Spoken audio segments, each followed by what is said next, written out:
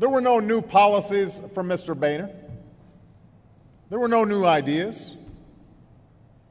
There was just the same philosophy that we had already tried during the decade that they were in power.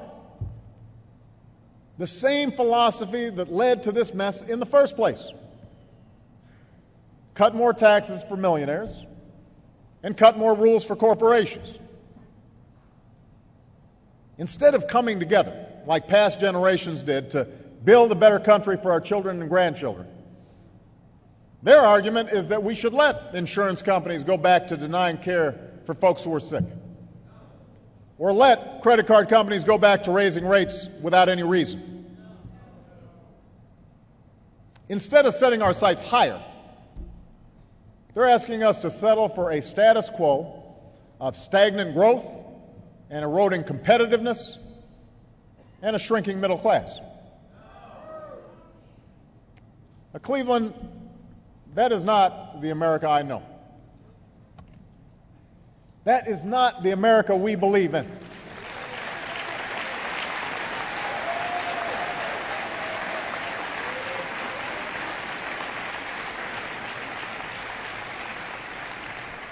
A lot has changed since I came here in those final days of the last election. But what hasn't changed is the choice facing this country. It's still fear versus hope, the past versus the future. It's still a choice between sliding backward and moving forward. That's what this election's about. That's the choice that you will face in November.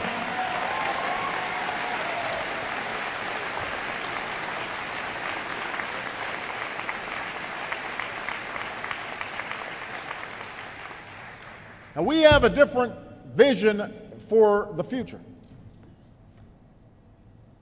See, I've never believed that government has all the answers to our problems. I've never believed that government's role is to create jobs or prosperity. I believe it's the drive and the ingenuity of our entrepreneurs, our small businesses, the skill and dedication of our workers that's made us the wealthiest nation on earth.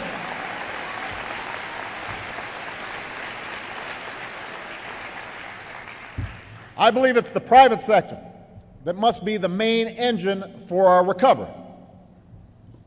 I believe government should be lean. Government should be efficient.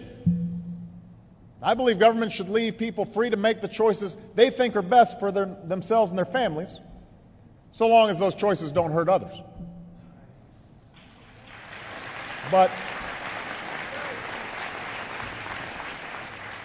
But in the words of the first Republican president, Abraham Lincoln,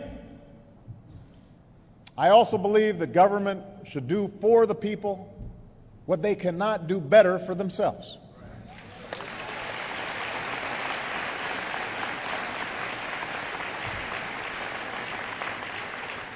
And that means making the long-term investments in this country's future that individuals and corporations can't make on their own.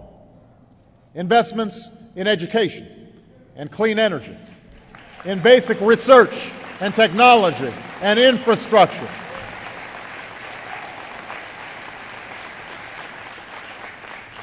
That means making sure corporations live up to their responsibilities to treat consumers fairly and play by the same rules as everybody else.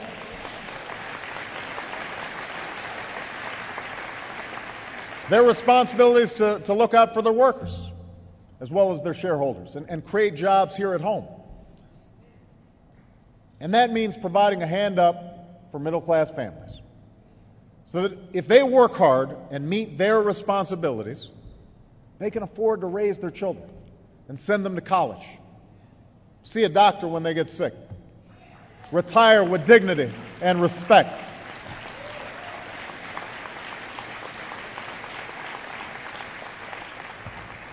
That's what we Democrats believe in. A vibrant free market, but one that works for everybody.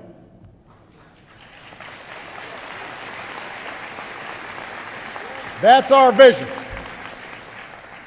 That's our vision for a stronger economy and a growing middle class. And that's the difference between what we and Republicans in Congress are offering the American people right now. Now, let me give you a few specific examples of our different approaches. This week, I propose some additional steps to grow the economy and help businesses spur hiring. One of the keys to job creation is to encourage companies to invest more in the United States. But for years, our tax code has actually given billions of dollars in tax breaks that encourage companies to create jobs and profits in other countries. I want to change that. I want to change that.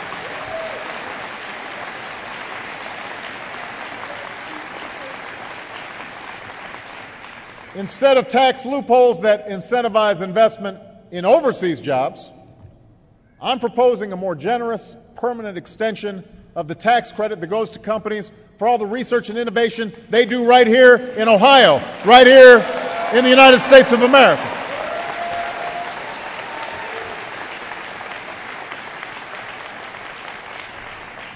And I'm proposing that all American businesses should be allowed to write off all the investment they do in 2011. And this will help small businesses upgrade their plants and equipment, and will encourage large corporations to get off the sidelines and start putting their profits to work in places like Cleveland and Toledo and Dayton.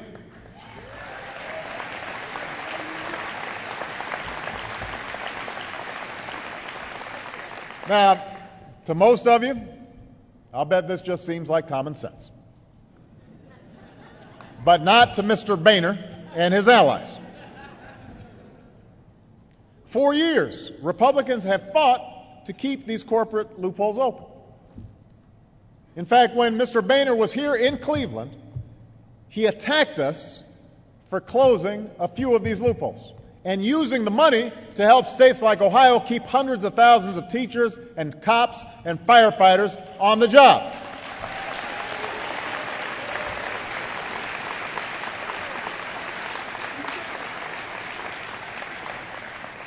Mr. Boehner dismissed these jobs we saved, teaching our kids, patrolling our streets, rushing into burning buildings, as, quote, government jobs.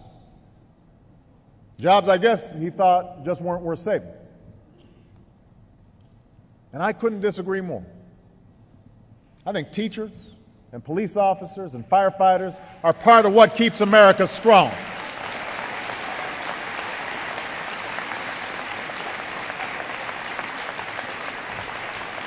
And Ohio, I think if we're going to give tax breaks to companies, they should go to companies that create jobs here in America, not that create jobs overseas. That's one difference between the Republican vision and the Democratic vision. That's what this election is all about.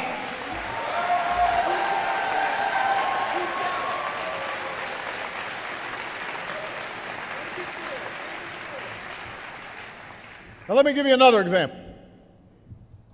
We want to put more Americans back to work rebuilding America.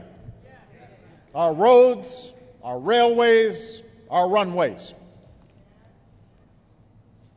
When the housing sector collapsed and the recession hit, 1 in every 4 jobs lost were in the construction industry. That's partly why our economic plan has invested in badly needed infrastructure projects over the last 19 months. Not just roads and bridges, but high-speed railroads and expanded broadband access. Altogether, these projects have led to thousands of good private sector jobs, especially for those in the trades. Mr. Boehner and the Republicans in Congress said no to these projects, fought them tooth and nail. Though I should say it didn't stop a lot of them from showing up at the ribbon cuttings, trying to take credit. That's always a sight to see.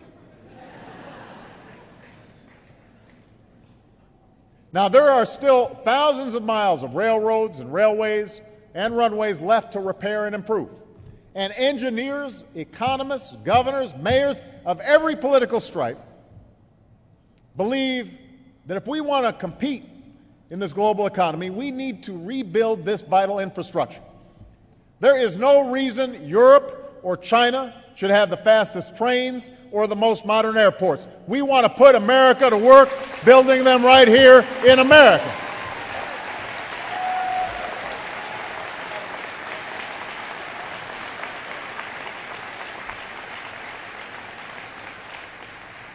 So, this week, I've proposed a 6-year infrastructure plan that would start putting Americans to work right away. But despite the fact that this has traditionally been an issue with bipartisan support, Mr. Boehner has so far said no to infrastructure. That's bad for America. And that, too, is what this election is all about. I'll give you one final example of the differences between us and the Republicans, and that's on the issue of tax cuts. Under the tax plan passed by the last administration, taxes are scheduled to go up substantially next year for everybody. By the way, this was by design.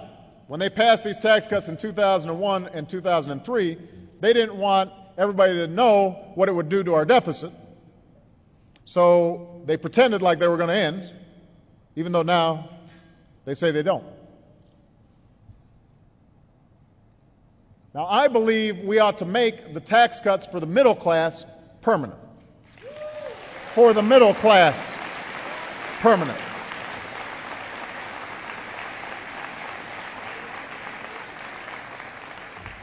These families are the ones who saw their wages and incomes flatline over the last decade. You deserve a break. You deserve some help. And because folks in the middle class are more likely to spend their tax cut on basic necessities, that strengthens the economy as a whole. But the Republican leader of the House doesn't want to stop there. Make no mistake, he and his party believe we should also give a permanent tax cut to the wealthiest 2% of Americans. With all the other budgetary pressures we have, with all the Republicans' talk about wanting to shrink the deficit, they would have us borrow $700 billion over the next 10 years to give a tax cut of about $100,000 each to folks who are already millionaires. And keep in mind, wealthy Americans are just about the only folks who saw their incomes rise when Republicans were in charge. And these are the folks who are less likely to spend the money, which is why economists don't think tax breaks for the wealthy would do much to boost the economy. So, let me be clear to Mr. Boehner and everybody else. We should not hold middle-class tax cuts hostage any longer.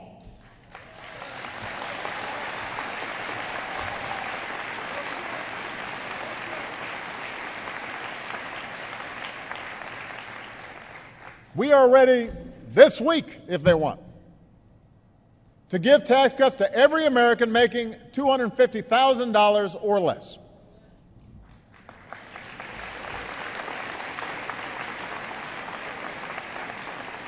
That's 97% of Americans.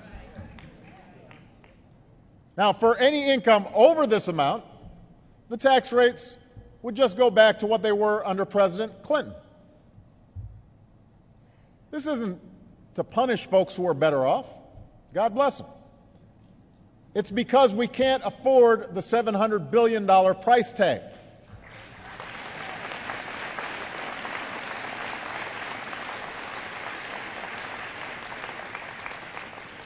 And for those who claim that our approach would somehow be bad for growth and bad for small businesses, let me remind you that with those tax rates in place under President Clinton, this country created 22 million jobs and raised income